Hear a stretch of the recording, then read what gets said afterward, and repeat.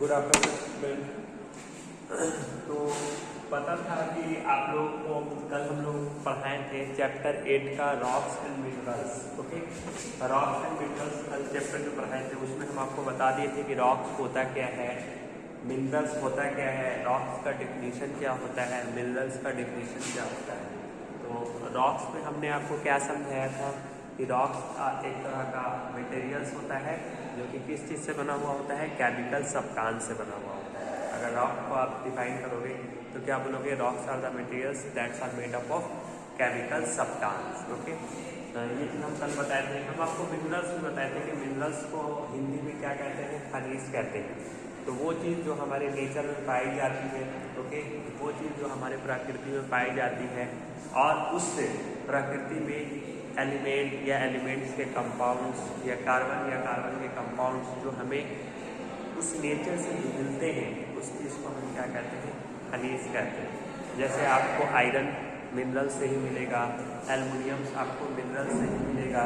Okay, तो ये सब एलिमेंट्स हैं जो कि आपको मिनरल से ही मिलते हैं। ओके, अब इसी में एक चीज़ और बताना हम आपको भूल गए थे कि ओर्स होता क्या है। ओके, ओर्स को हिंदी में क्या कहते हैं, अयस्क कहते हैं, मिनरल्स को हिंदी में खनिज कहते हैं और रॉक्स को हिंदी में चट्टान कहते हैं। ओके, हमारा अर्थ सरफेस भी most of the parts rock से बना हुआ है, कुछ पार्ट्स वाटर से बना हुआ है।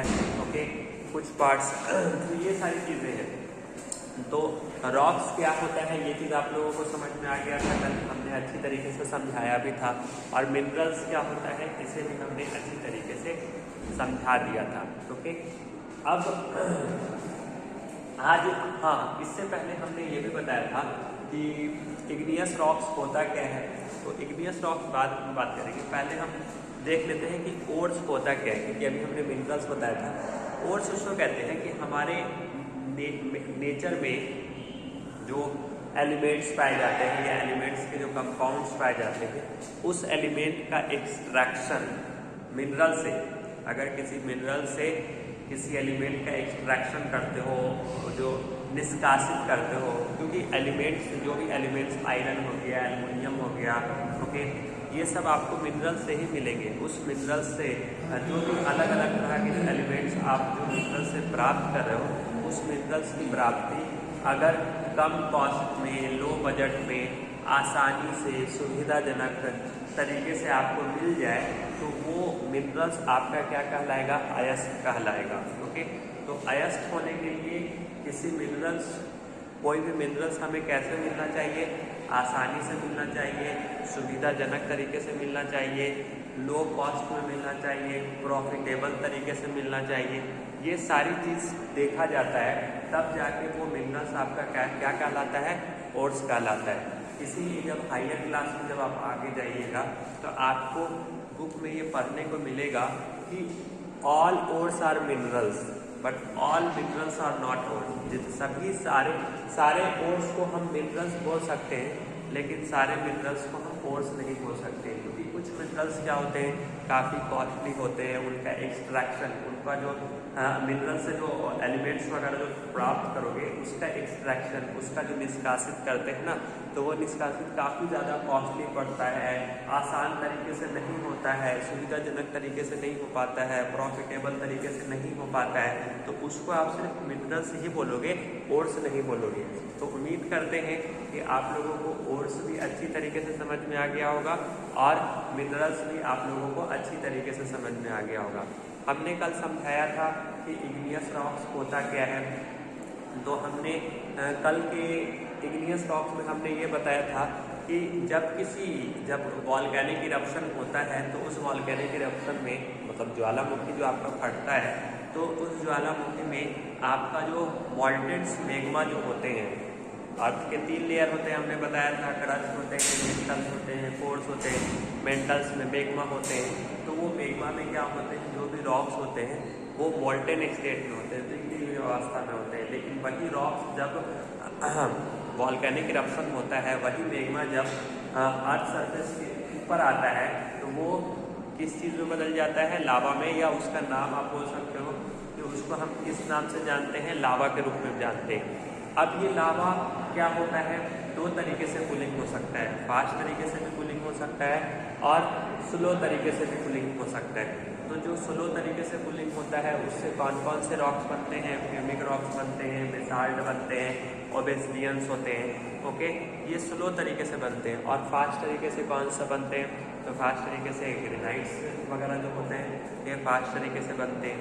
उसी तरीके से जो आपका ये जो इग्नियस रॉक्स हमने ये बताया था कि जो आपके जो ग्रेनाइट्स जो होते हैं वो कैसे बनते हैं, तो जो मॉल्टेन स्मेग्मा जो होते हैं वो अंदर ही अंदर जब कूल डाउन्स होते हैं, ओके, देखिए जो आपका रॉक्स दो तरीके से बन सकता है। हमने बताया था कि जब कोई मॉल्टेन रॉक्स अंदर ही अंदर कूल डाउन होकर ठंडा होकर जो चट्टान बनाता है उस तरह के रॉक्स को हम क्या कहेंगे, ग्रेनाइट्स। ये इस टाइप का रॉक्स कौन सा कहलाएगा, ग्रेनाइट्स रॉक्स। तो ग्रेनाइट्स रॉक्स आपका क्या होता है कि जब कोई रॉक्स मैग्मा के अंदर ही या मॉल्टेन मैग्मा के अंदर ही कूल डाउन होता रहता है या ठंडा होता रहता है, तो ऐसा रॉक्स आपका क्या कहलाएगा, किस टाइप, ये ग्रेनाइट्स रॉक्स कहलाएगा।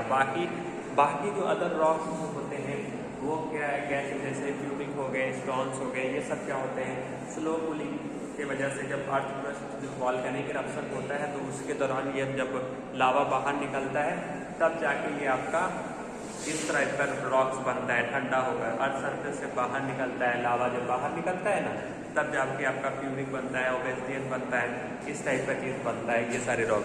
तो ये सब चीज़ हम लोगों ने कल पढ़ा था। अगर आपसे कोई पूछेगा कि इग्नियस रॉक्स कितने तरह के होते हैं, तो इग्नियस रॉक्स भी दो तरह के होते हैं, एक इंट्रूसिव रॉक्स, दूसरा एक्सक्लूसिव रॉक्स। इंट्रूसिव का मतलब होता है अंदरूनी और एक्सक्लूसिव। इग्नियस रॉक्स भी आपके दो तरह के होते हैं, ओके।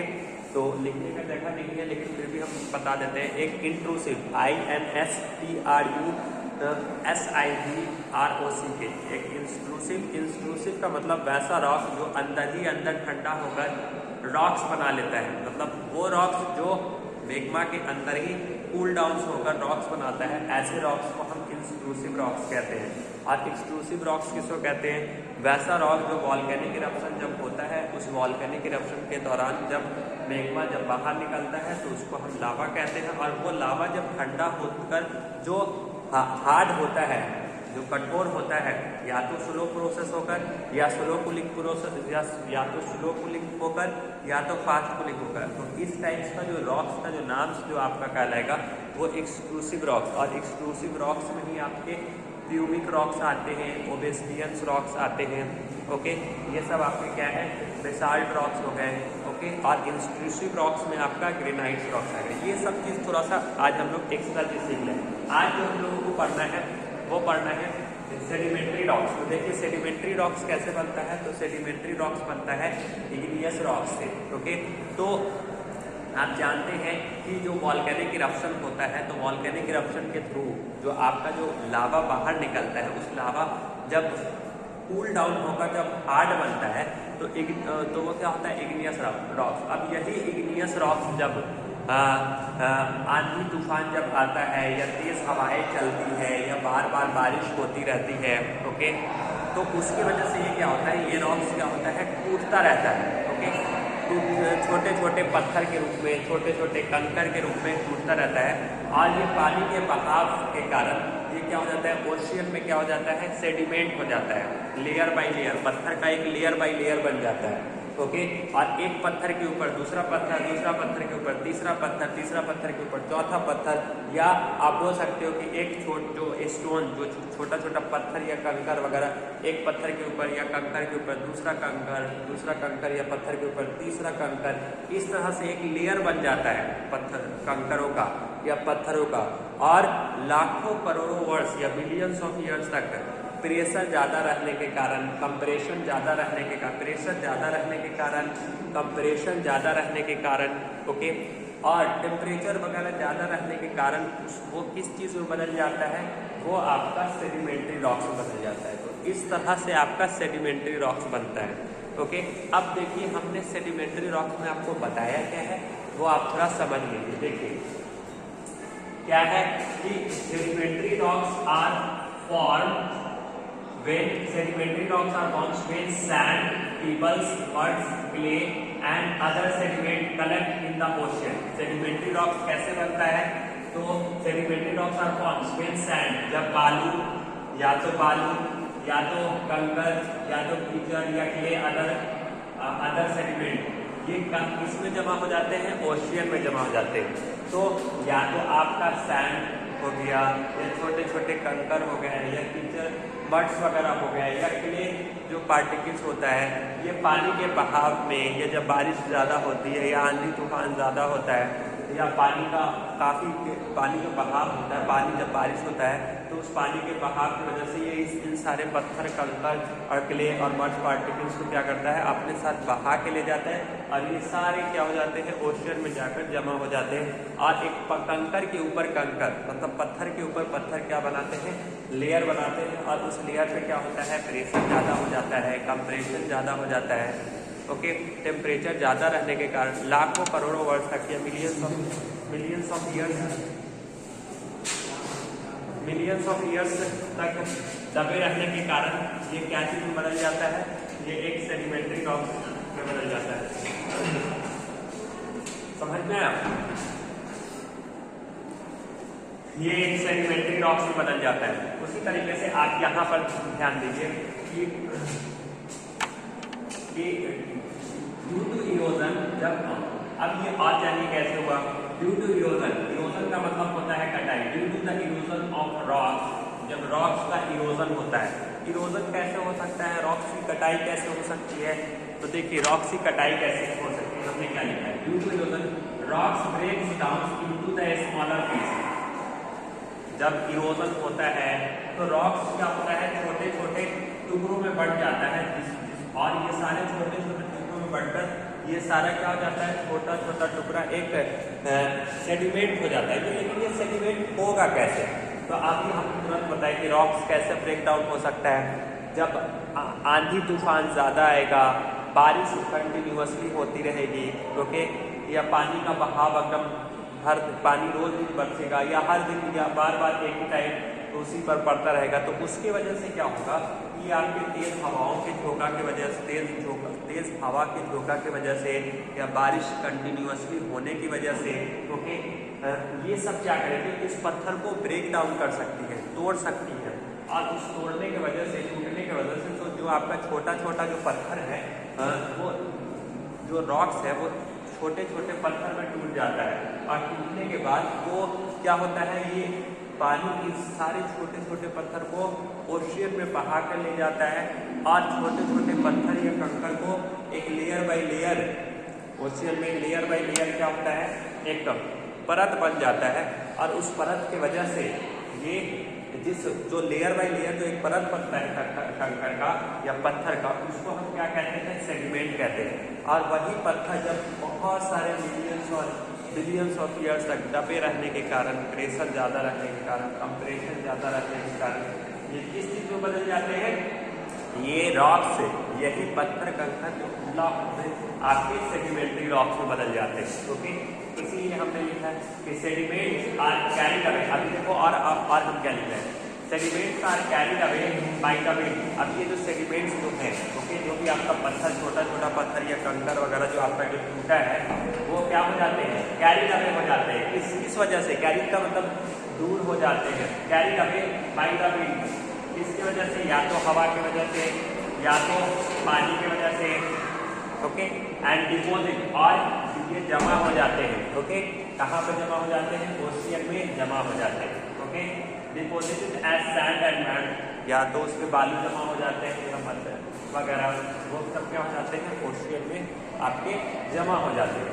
उसी तरह से आप देखिए क्या लिख रहे हैं, over the time new sediment collect. Okay, जैसे जैसे समय गुजरता रहता है और ये प्रोसेस अगर बार बार होता रहता है, समय ओवर द टाइम मतलब जैसे जैसे समय गुजरता रहता है और ये आपका पत्थर टूटता रहता है, तेज हवाएं चलती रहती है, बारिश होती रहती है, ये बारिश के पत्थरों को बहा कर ले जाती है, तो इसके वजह से ये पत्थर क्या होते हैं, लेयर बाय लेयर बनाते रहते हैं, उनका परत बनता रहता है और उसकी वजह से एक न्यू सेडिमेंट, नया एक लेयर बनता रहता है collect on the top of older one, जो पुराना है उस पुराने से नए, फिर इस तरह से लेयर बाई लेयर बनता रहता है। ओके, वही इस पे कह रहा है ओल्डर लेयर बिकम्स कंप्रेस, जो आपका पुराना जो लेयर है जो नीचे में बहुत दबा हुआ है, तो वही इस पे कह रहा था ओल्डर लेयर बिकम्स कंप्रेस, जो आपका पुराना जो लेयर है ना, जो मिट्टी के अंदर ये जो दबा हुआ है ओशियन के अंदर, ओके, वो कंप्रेस होता रहता है, उसका दबाव ज़्यादा रहता है, प्रेशर ज़्यादा रहता है, और इसी दबाव और प्रेशर की वजह से ये किस चीज़ में बदल जाता है, सेडिमेंट्री रॉक्स में बदल जाता है। तो इस तरह से आप लोगों को समझ में आ गया कि सेडिमेंट्री रॉक्स बनता कैसे है। ओके, अब आपको जानना है कि सेडिमेंट्री रॉक्स के में कौन कौन से रॉक्स आते हैं। ओके, तो जो आपका सेडिमेंट्री रॉक्स होता है उसमें आपका कौन सा आता है, एक लाइमस्टोन आता है, दूसरा कॉन्ग्लोमेरेट आता है, तीसरा क्या आता है, तीसरा सैंडस्टोन आता है, चौथा सेल आता है। तो आपका सेडिमेंट्री रॉक्स में कौन आएगा, लाइमस्टोन, कॉन्ग्लोमेरेट, सैंडस्टोन और सेल आएगा। ओके, तो फर्स्ट हम लोग डिस्कस करेंगे कि लाइमस्टोन होता क्या है। ओके, तो देखिए क्या कह रहा है कि लाइमस्टोन जो है, limestone is a fine grain soft rock. Limestone क्या होता है, एक सॉफ्ट रॉक होता है and is made up of minerals. ये क्या चीज से बना हुआ होता है, ये एक मिनरल से बना हुआ होता है। Limestone is a fine grain soft rock, ये एक सॉफ्ट रॉक होता है जो किस चीज से बना हुआ होता है, मिनरल से बना हुआ होता है। ऑब्वियसली रॉक्स है तो मिनरल से ही ना बना होगा। रॉक्स का डेफिनेशन ही क्या है, rocks are the materials that's are made up of chemical substance. Okay, तो ये केमिकल सब्सटेंस से बना हुआ है। ओके, दूसरा ये क्या है कि ये सॉफ्ट रॉक होता है जिसमें मिनरल्स होते हैं। मिनरल्स क्या होता है, मिनरल्स आता है chemical substance that's are made up of rocks, जिसकी वजह से रॉक्स बनता है। Rocks are the building blocks of rocks are the building blocks of minerals. Okay, minerals के वजह से रॉक्स है, ये चीज समझ में आ। अब देखो इसमें क्या कह रहा है, सच एज कैल्शियम कार्बोनेट, इसमें क्या क्या चीजें रहते हैं मिनरल्स के रूप में, जैसे कि कैल्शियम हो गया, कार्बोनेट हो गया। तो इस तरह से आपको ये समझ में आया कि जो आपके जो लाइमस्टोन जो होते हैं वो मेनली उसके अंदर कौन से मिनरल्स होते हैं, तो उसमें कैल्शियम कार्बोनेट होते हैं। ओके, और इसका ये जनरली कैसे कलर, अगर इसमें कलर के बारे में बात किया जाए तो इसका कलर वाइट कलर का हो सकता है, ग्रे कलर का हो सकता है। ये सब कलर आपके लाइमस्टोन में आपको देखने को मिलेंगे। तो लाइमस्टोन का जो कलर जो होता है या तो वाइट कलर का हो सकता है, नहीं तो ग्रे कलर का हो सकता है। अब देखिए इसका इस्तेमाल कहाँ पर होता है, इसका इस्तेमाल स्टील में होता है। ओके, दूसरा पेपर प्रोडक्शन में होता है, इसका इस्तेमाल स्टील में हो गया, दूसरा पेपर प्रोडक्शन में हो गया, तीसरा प्लास्टिक प्रोडक्शन में हो गया, चौथा वाटर ट्रीटमेंट में हो गया। तो अगर आपसे कोई पूछेगा कि लाइमस्टोन का इस्तेमाल कहाँ कहाँ पर होता है, तो आप बताइएगा इसका इस्तेमाल स्टील में हो गया, पेपर प्रोडक्शन, स्टील वगैरह जो बनता है वहाँ पर लाइम स्टील वगैरह, पेपर प्रोडक्शन बनाने में, प्लास्टिक प्रोडक्शन जहाँ पर प्लास्टिक प्रोडक्शन होता है, वाटर ट्रीटमेंट वहाँ पर इसका इस्तेमाल होता है। इसका इस्तेमाल ईंटा वगैरह बनाने में भी किया जाता है। It is also used in bricks. Okay, इसका इस्तेमाल ब्रिक्स बनाने में किया जाता है एंड ग्लास वगैरह। It is also use to make quick lights, चूल्हा वगैरह जो होता है वहाँ पर भी, या चौक वगैरह जो होता है उसमें भी इसका इस्तेमाल किया जाता है। ओके, तो ओवरऑल हम उम्मीद करते हैं कि आपको ये चीज़ अच्छी तरीके से समझ में आ गया होगा। ओके, अब आप जानिए कि कॉन्ग्लोमेरेट होता क्या है। कॉन्ग्लोमेरेट ये भी किस रॉक्स का एग्जाम्पल है। आपको ये सब कुछ पता होना चाहिए कि सेडिमेंट्री रॉक्स में कौन कौन से रॉक्स आते हैं। लाइमस्टोन हो गया, कॉन्ग्लोमेरेट हो गया, सैंडस्टोन हो गया, सेल रॉक हो गया। तो कॉन्ग्लोमेरेट क्या होता है, तो देखिए conglomerate is also used as pudding stone. एक तरह का पुडिंग स्टोन होता है। Okay, because it is made up of round tubules. ये एक पुडिंग स्टोन की तरह होता है और ये एक राउंड स्टिकर्स में एकदम गोल टाइप से राउंडेड शेप देखने को मिलता है। Okay, round tubules and course, और उसमें छोटे छोटे क्या होते हैं, कोर्स पार्टिकल्स होते हैं, छोटे छोटे कंकर टाइप के, ग्रेवल्स टाइप में देखने को मिलेंगे, थोड़े थोड़े कंकर टाइप में देखने को मिलेंगे। इस तरह के okay, course gravel cemented together, जो कि और थोड़े हल्के फुल्के सीमेंटेड मटेरियल्स भी क्या देखने को मिलेंगे, इस तरह के चट्टान। मतलब कॉन्ग्लोमेरेट एक तरह का ऐसा चट्टान होता है जिसमें छोटे छोटे कंकर भी देखने को मिलेंगे, छोटे छोटे आपको सीमेंट पोर्शन भी उसको देखने को मिलेगा, और ये सीमेंटेड टुगेदर बाय मिनरल्स, और ये सारी चीज किससे जुड़े रहेंगे, मिनरल से जुड़े रहेंगे। मतलब ये चीज देखने को मिलता है। तो इस तरह से कॉन्ग्लोमेरेट को अगर आपको समझाना होगा तो आप ऐसे समझा सकते हो कि कॉन्ग्लोमेरेट एक तरह का पुडिंग स्टोन होता है, ओके, और ये कैसे शेप में होता है, तो राउंडेड शेप में होता है, और इस राउंडेड शेप में मेनली क्या क्या चीज देखने को मिलते हैं, सीमेंटेड देखने को मिल सकते हैं, छोटे छोटे ग्रेवल्स देखने को मिल सकते हैं, ओके, ये सारी चीज सब चीजें देखने को मिलते हैं। यही आपको क्या कहलाता है, कॉन्ग्लोमेरेट कहलाता है, ओके। अब आप देखिए यूजेज इसका इस्तेमाल कहाँ पे होता है, ओके, तो इसका इस्तेमाल होता है कंस्ट्रक्शन इंडस्ट्री, जो आपका कंस्ट्रक्शन वगैरह जो होता है जहाँ पर वहाँ पर भी कॉन्ग्लोमेरेट रॉक्स का इस्तेमाल किया जाता है। दूसरा डेकोरेटिव स्टोन्स, जो स्टोन हम डेकोरेट करते रहते हैं, सजाते रहते हैं, वहाँ पर भी इसका इस्तेमाल किया जाता है, ओके, ये चीज हो गया। अब आप कॉन्ग्लोमेरेट आई थिंक हम को लगता है कि ओवरऑल ये आपको समझ में आ गया होगा। देखिए इसका इस्तेमाल ये जनरली कौन से कलर में दिखाई देता है, तो ये ग्रे और ऑरेंज कलर में दिखाई देता है। अगर आपसे कोई पूछेगा कि कॉन्ग्लोमेरेट किस कलर में दिखाई देता है, तो कॉन्ग्लोमेरेट ग्रे और ऑरेंज कलर में दिखाई देता है, okay, okay, has the colour has found in grey and orange colour, okay. तो चलिए अब हम लोग देखते हैं कि सैंडस्टोन क्या होता है, ओके, सैंडस्टोन है क्या, तो सैंडस्टोन इज मेड from, देखिए sandstone is made from sand particles।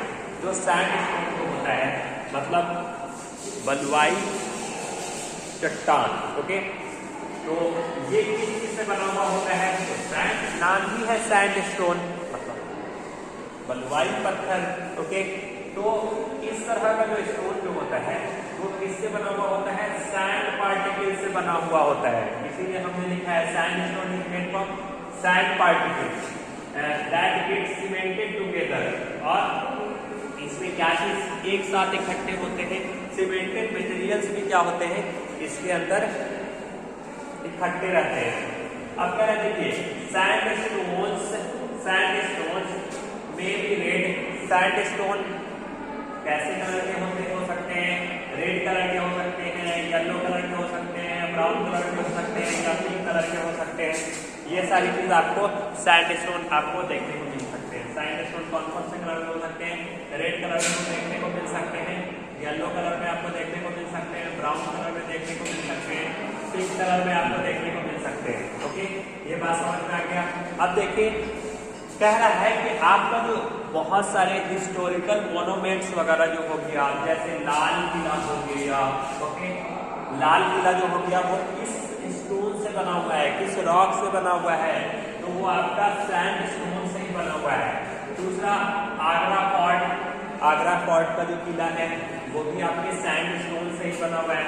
And many other monuments are made up of sandstone, और बहुत सारे अदर मोनूमेंट्स जो है वो किससे बना हुआ है, वो सैंड स्टोन से ही बना हुआ है, ओके, ये चीज।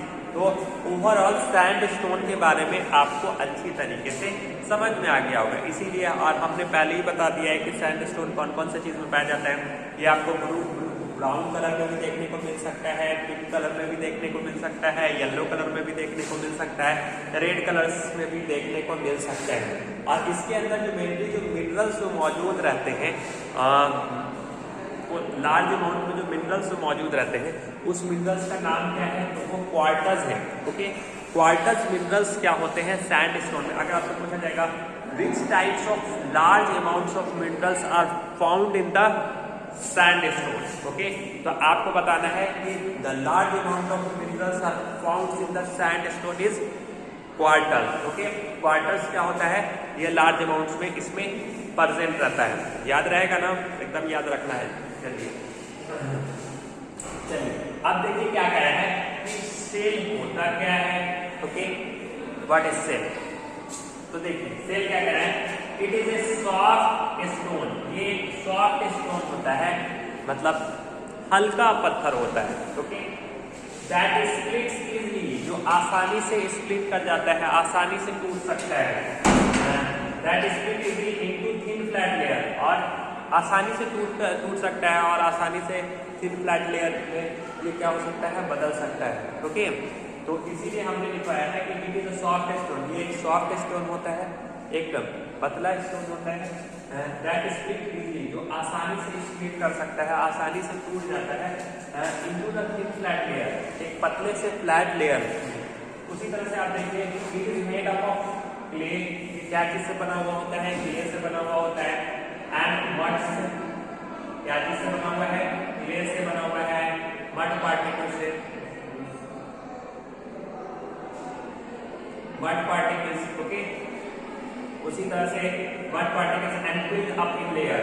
ओके, ये सारी चीज से बना हुआ है, तो ये clay, mud particles and filled up in layer, ये चीज है। उसी तरह से आप ये देखिए क्या कह रहा है, because it's clay content it is use to make tiles. इसके क्ले में क्या कंटेंट होते हैं, बिकॉज इट्स क्ले कंटेंट, क्योंकि इसके अंदर क्या होता है, क्ले कंटेंट रहते हैं, क्ले मटेरियल शामिल रहते हैं, और इसका इस्तेमाल टाइल्स वगैरह बनाने में इस्तेमाल किया जाता है, और ब्रिक्स वगैरह बनाने में इसका इस्तेमाल किया जाता है। ओके, तो अगर टाइल्स वगैरह बनाना है, ब्रिक्स वगैरह बनाना है, तो वहां पर किस चीज का इस्तेमाल होगा, सेल्स रॉक्स का इस्तेमाल होगा। उसी तरह से आप ये देखिए it is also mixed with limestone, इसमें क्या चीज मिक्स रहते हैं, लाइमस्टोन मिक्स रहते हैं, क्या मिले रहते हैं, limestone. Okay, it is mixed with limestone to make a cement, और जिससे क्या बनता है, और जिसका इस्तेमाल किस चीज में बनाने में करते हैं, सीमेंट वगैरह बनता है। It is also called mud stone, इसको और किस नाम से जाना जाता है, मड स्टोन के नाम से भी जाना जाता है। ओके, जो आपका जो सेल है इसको मड स्टोन से नाम से जाना जाता है। और ये जनरली किस कलर में देखने को आपको मिलते हैं, it is in grey colour. Okay, it is grey colour, ये आपको ग्रे कलर में देखने को मिलते हैं। ओके, ये आपको ग्रे कलर में। तो ओवरऑल उम्मीद करते हैं ये सारा चीज आप लोगों को अच्छी तरीके से समझ में आ गया। ओवरऑल इसका मतलब इस आज जो हम लोग जो टॉपिक पर है उससे ओवरऑल क्या सीखे, ओवरऑल थोड़ा सा जल्दी बता देते हैं। अगर आपसे कोई पूछेगा कि सेडिमेंट्री रॉक्स कैसे बनता है, तो बताना कि जब वॉल्केनिक इरप्शन होता है, इग्नियस रॉक से सेडिमेंट्री रॉक्स बनता है। तो इग्नियस रॉक्स में क्या होते हैं, जो लावा बाहर निकलते हैं, बाहर निकलने के बाद फिर वो दो तरीके से कूलिंग हो सकते हैं, या तो सॉफ्ट तरीके से कूलिंग हो सकते हैं, या तो हार्ड तरीके से कूलिंग हो सकते हैं।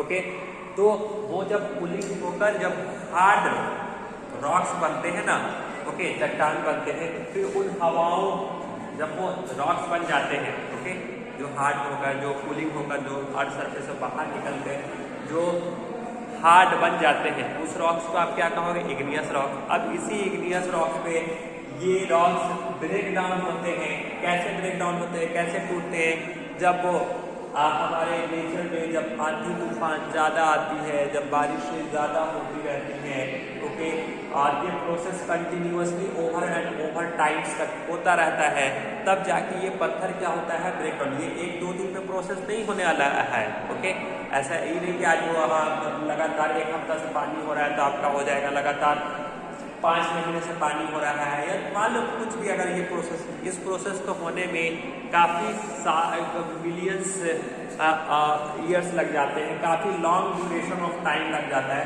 तब जाके ये रॉक्स बनता है।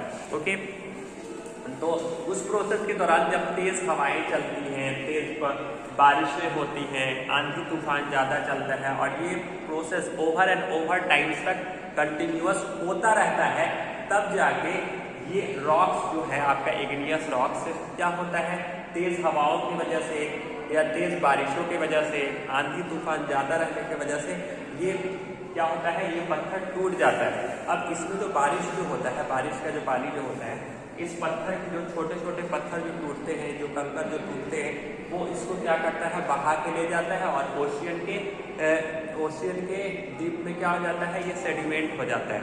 अब यही पत्थर जब लेयर बाय लेयर जब इसका परत बनता है तो इस पर प्रेशर और कंप्रेशन ज़्यादा रखने के कारण ये पत्थर आपका किस चीज़ में बदल जाता है, सेडिमेंट्री रॉक्स में बदल जाता है। इट्स सो इजी है कि नहीं, बहुत ज़्यादा आसान है ये। ओके, तो इस तरह से आपका क्या हो जाता है, आपका सेडिमेंट्री रॉक्स बन जाता है। ओके, उसी तरह से हमने यहाँ पर भी वही चीज़ लिखा है, due to erosion of rocks breaks down into the smaller pieces called sedimentary rock. Overall हम उम्मीद करते हैं कि ये सारा टॉपिक्स आप लोगों को अच्छी तरीके से समझ में आ गया होगा, और यही चीज़ जितना भी आप लोगों को ये पढ़ाया जा रहा है इसको आप अच्छी तरीके से नोट्स बनाइए, और नोट्स बनाने के बाद इस चीज़ को आपका जब स्कूल खुलेगा तो ये सारा चीज़ आपका चेक किया जाएगा। ओके, तो आप लोग अच्छी तरीके से इस चीज़ को घर से भी रीडिंग कीजिए और इसको थोड़ा सा पढ़िए भी, और इसका एक प्रॉपर नोट्स बनाइए, और नोट्स बनाने के बाद ये सारा जब स्कूल खुलेगा तो ये नोट्स आपका चेक भी किया जाएगा। ओके, उम्मीद करते हैं कि आप लोगों का क्लास आज अच्छा रहा होगा और अच्छी तरीके से आपने सीखा भी है। तो best of luck, thank you.